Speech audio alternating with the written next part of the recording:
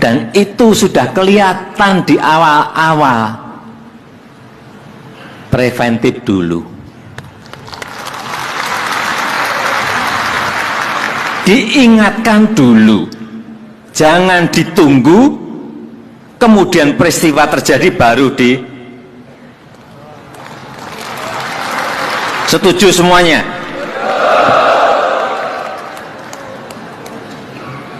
Di atas saya juga sudah sampaikan ini, baik kepada Panglima TNI, kepada Kapolri, kepada Jaksa Agung, sama hal yang sama saya sampaikan.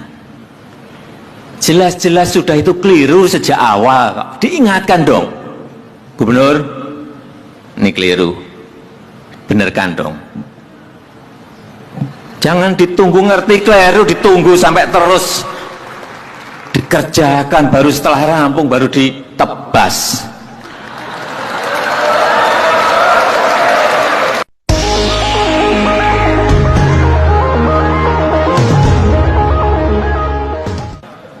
Saya sudah pesan kepada ketua dan pimpinan DPR, ini saya pesan juga kepada ketua DPRD Provinsi, Kabupaten dan Kota, serta juga Gubernur, Bupati dan Wali Kota. Jangan banyak-banyak membuat perda. Jangan banyak-banyak membuat pergub. Jangan banyak-banyak membuat perbuk Bupati.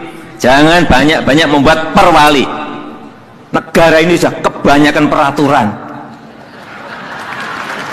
Dan negara kita ini bukan negara peraturan. Semua diatur, malah kita kejerat sendiri. Hati-hati, stop itu udah. Dikit-dikit diatur, dikit diatur. Akhirnya apa? Kecepatan kita dalam bergerak, kecepatan kita dalam memutuskan terhadap perubahan-perubahan yang ada menjadi tidak cepat. Pada sekarang negara sebesar apapun pengennya fleksibel, cepat merespon setiap perubahan. Kita malah memperbanyak peraturan untuk apa? Saya tahu kalau membuat perda itu pasti ada kunker, ada studi banding. Saya ngerti, tapi stop. Dan di kunker itu ada apanya, saya juga ngerti. Di studi banding itu ada apanya, saya juga ngerti. Saya ini orang lapangan dan ngerti betul kayak gitu-gitu itu. Udahlah, stop. Apalagi perda-perda yang justru meruwetkan dan membebani masyarakat, udah stop. Mengajukan kepada DPR kira-kira 70-74 undang-undang yang akan kita revisi sekali jadi satu undang-undang. Perizinan harus dipermudah, regulasi disederhanakan, birokrasi juga harus disederhanakan. Kenapa saya menyampaikan dulu? Eselon 1, eselon 2, eselon 3, eselon 4 ini harus mulai kita lihat untuk kita pangkas agar lebih sederhana organisasi kita, sehingga tidak dari sini ke sini, ke sini, ke sini, naik lagi ke sini, ke sini, ke sini, naik lagi ke sini, sini, ke sini, naik lagi. 4 bulan ini muter, saya lihat. Saya pernah ngikutin surat ini, coba muternya dari mana. Saya ikuti 4 bulan surat dari gini, muter-muter eselon 4, eselon 3, eselon 2, itu pun berapa meja. Nah, gimana kita mau cepat kalau ini kita terus-teruskan? Tetapi ini hanya merubah struktural ke fungsional, bukan memotong pendapatan, tidak. Tolong dijelaskan. bahwa kita ini tidak ingin memotong pendapatan, tidak ingin memotong income, tidak. Kita hanya menginginkan kecepatan dalam memutuskan. Jangan dipelintir kemana-mana. Minggu yang lalu saya bertemu dengan Sekretari Ross dari Amerika. Ini tangan kanannya Presiden Trump. Apa yang beliau sampaikan pada saya?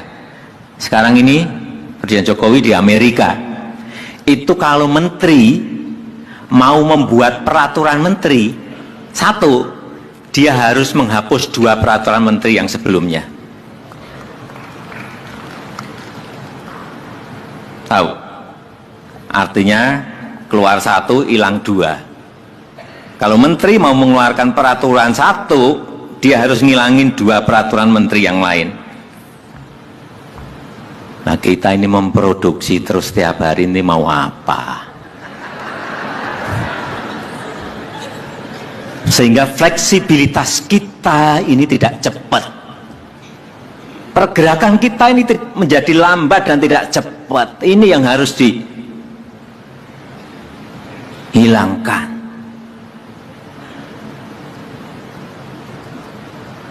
Kultur seperti ini harus kita miliki. Saya ini juga mau buat aturan itu juga. Nah, sekarang menteri mau membuat peraturan menteri permen, boleh 1 tapi hilang 10. Bukan 2, tapi baru saya hitung-hitung hilang berapa ini. Biar permen-permen itu hilang semuanya juga. Nah, kebanyakan peraturan kita pusing sendiri. Inilah model ke depan. Hampir semua negara akan menuju ke situ. Fleksibilitas itu yang paling penting. Kecepatan itu yang paling penting. Semua negara akan menuju ke situ. Siapa yang lebih cepat mendahului, dia yang akan menang. Udah. Kita kan juga ngintip mereka buat apa, kita harus mendahului mereka. Kalau kita masih gini-gini terus, kapan kita akan benar? Artinya, sekali lagi, semua harus mendengar ini, semua harus mengerti mengenai ini, problem-problem yang kita hadapi, dan semua harus bersinergi bersama-sama. Tidak ada lagi yang namanya saling menyalahkan, nggak ada. Tidak ada lagi yang namanya rasan-rasanan bisik-bisik, nggak ada. Udah, kita sekarang belak-belakan semuanya. Tidak ada lagi yang namanya saling menjaga, nggak ada, udah stop. Semuanya harus bekerja bersama-sama. Mumpung suasana politik kita sekarang ini sangat-sangat bagus. Sangat bagus.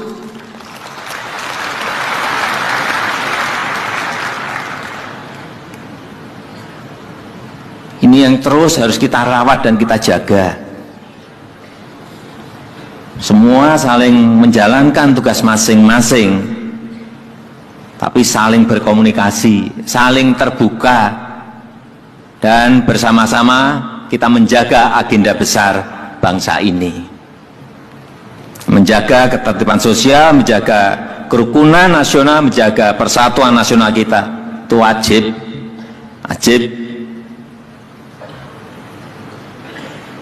Kepastian hukum dijaga. Tidak ada pungli, tidak ada korupsi di situ dalam perizinan-perizinan. Dijaga. Rasa aman harus dijamin. TNI, Polri, ini penting sekali.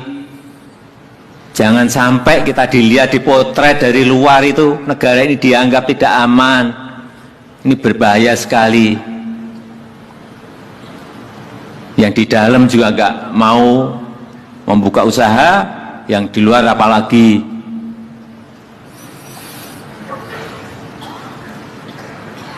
Yang kedua, saya titip agar setiap investasi itu mengikutkan usaha kecil, usaha mikro, usaha menengah yang ada di daerah. Saya sudah titip ke menteri-menteri,